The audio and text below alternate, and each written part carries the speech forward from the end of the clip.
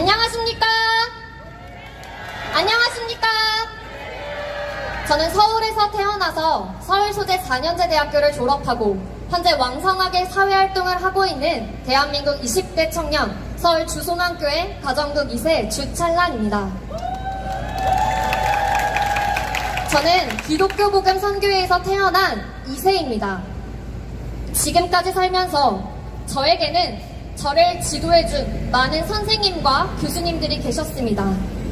하지만 제 인생을 가르쳐주신 진정한 스승은 단 한 분, 바로 기독교 복음 선교회 정명성 목사님입니다.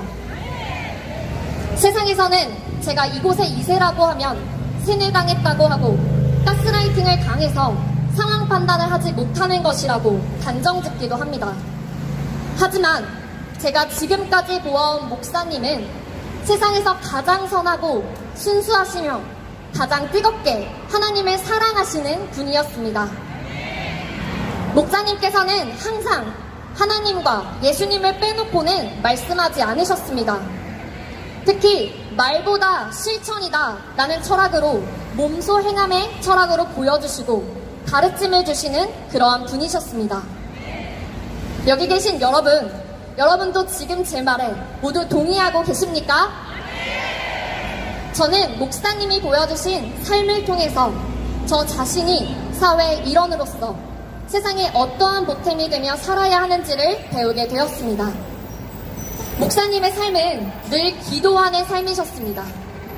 그리고 저희에게도 세계와 평화와 이 민족을 위해서 기도하라고 날마다 말씀하셨고, 특히 이 나라에 전쟁이 일어나지 않도록 우리가 꼭 기도해야 한다고 말씀하셨습니다.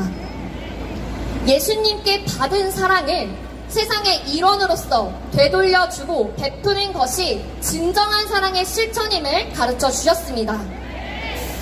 제가 직접 보고 겪은 목사님은 바로 이러한 분이셨습니다.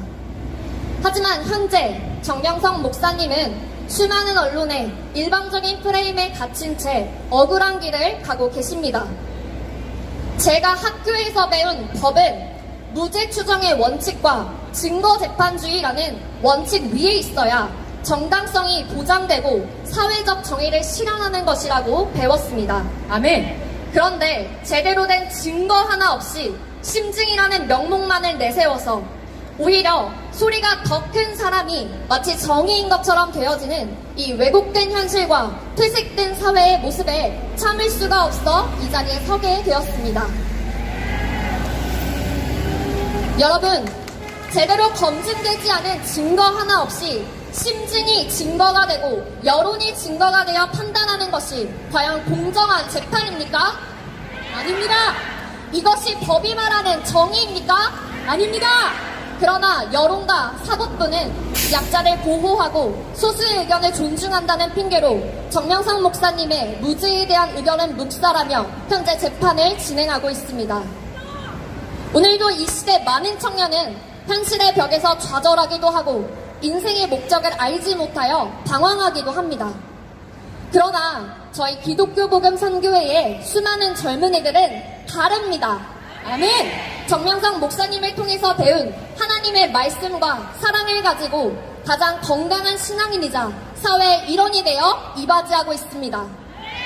그러나 이곳의 본연의 모습을 보지 못한 채 거짓을 마치 진실인 양 떠들어대며 정명성 목사님과 기독교 복음 선교회를 매도하고 편협적인 시각으로 몰아가는 이 사회를 보면서 이론으로는 그렇게도 공의와 정의를 외치지만 아직도 현실 속에는 정의와 공의와 진실보다 여론이 더 큰 힘을 가지는 이 사회의 현실이 너무나도 안타까웠습니다.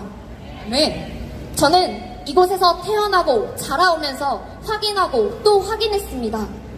제가 지금까지 보아온 정명성 목사님과 기독교 복음 선교회는 세상에서 가장 깨끗하고 윤리적인 삶을 지향하며 인간으로서 신이신 하나님을 가장 잘 가르쳐주는 곳, 인생의 가치가 얼마나 귀한지 가장 잘 배울 수 있는 곳입니다. 아멘. 언론과 사법부에게 정말로 묻습니다. 당신들은 편협적인 시각으로 정명성 목사님을 판단하고 있는 것이 아닙니까? 아멘. 여기에 모인 사람들의 소리는 왜 듣지 않으려고 하십니까? 혹시 듣지 않는 것이 사법부가 말하는 정의입니까? 저는 이 땅에 태어난 것을 너무나도 자랑스럽고 감사하게 생각합니다. 그리고 제가 가진 역량을 가지고 이 나라와 사회를 위해서 유익을 주는 사람이 될 것입니다. 앞으로도 제가 더 열심히 살 수 있도록 이 사회의 정의가 꼭 세워졌으면 하는 바람에서 오늘 이 자리에 섰습니다. 아멘. 감사합니다.